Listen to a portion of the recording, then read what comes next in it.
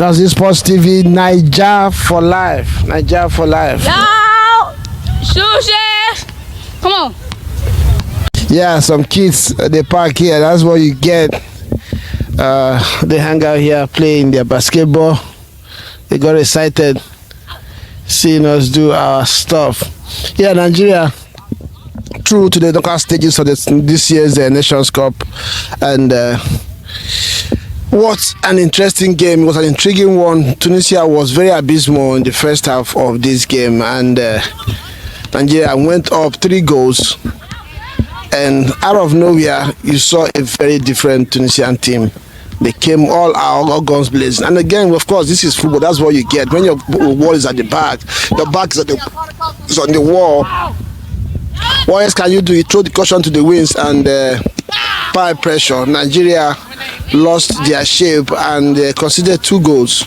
And we are, in a couple of instances, almost even lost the lead, and it would have ended in a draw. But somehow they held their lines, and it ended Nigeria 3, Tunisia 2. And we're going to make sense of this one. I'm a patriotic Nigerian. I like to support the Super Eagles. Like I've said so many times in the past few days, in the African football, you will see fight, you will see commitment, you will see power, you will see energy. Super Eagles has all these things, and above all, individual brilliance. A team that has before this year, the last 2 African footballers of the year in Victor Osimhen, Kano Lukman, you have Chukwueze in Fulham, you have Bassi, you have Tosi Semil, and a whole lot of them in Europe. So they have individual brilliance, and you will not say that this team lacks quality, and they always show it. But the talking point in this one is the lack of structure, the lack of system, the lack of pattern. The Super Eagles, they will fight and they will score goals because they have the quality. But having watched other teams like South Africa, like even Benin Republic, even DR Congo, Angola, you see these teams show patterns of play, form triangles all over the pitch, and play with a system, with a structure. On the other hand, today again, Nigeria has shown that they are not a team. They lack cohesion. Most of the time, the players, even in attacking phase, our players are isolated. Defensively, sometimes as well. And this is a worry.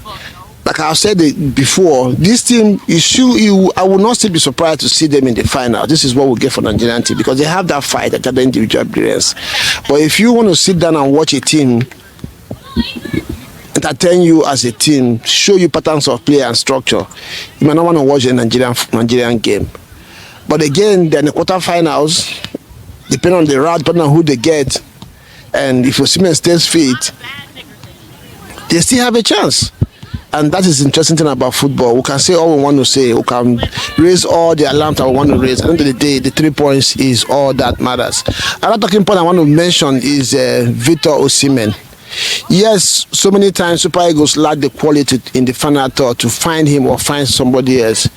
But his attitude is beginning to suck. He wants every ball, and every ball attender is meant to give him the ball and doesn't get to him. He's whinging, he's throwing his arms in the air, he's fighting. Osimhen needs to calm down. Osimhen needs to calm down. We already know his quality, we know what he can do, but he should not be doing too much. He's beginning to do too much, and it's becoming a worry. I'm trying to imagine what it feels like working with Osimhen as a teammate on the pitch, because he berates every action, every ball, and though rightly so sometimes, but you don't have to do that. You have to encourage your teammates. So many times, if crosses don't get to him, or players, choose not to make a cross or make a pass to him, you see him whinging and stuff like that. So yeah, that's my only worry about this team. Osimhen's attitude, inability of Super Eagles to play, to have a system, to have a structure, to play with pattern is something to worry. And I hope as the team progresses, the tournament progresses, and they don't get found out before they're out of the tournament, because we keep saying they will improve, they will grow the tournament, but again, that is if you remain in the tournament. So Super Eagles 3, Tunisia 2. Tunisia themselves, I think they had themselves to blame for losing this game today, because if they did what they did in the second half, in the first half, maybe it would have been, the fair result would have been a tie, because they completely, for the large part of the second half, overran Super Eagles. They took the game to Super Eagles. They opened them up, scored a couple of goals, missed chances, and that's the story of the game. So let me know what you think. Do you trust this Super Eagles team to make it to the finals and win this tournament? For me, I would not be surprised if they make it to the finals or even win the tournament.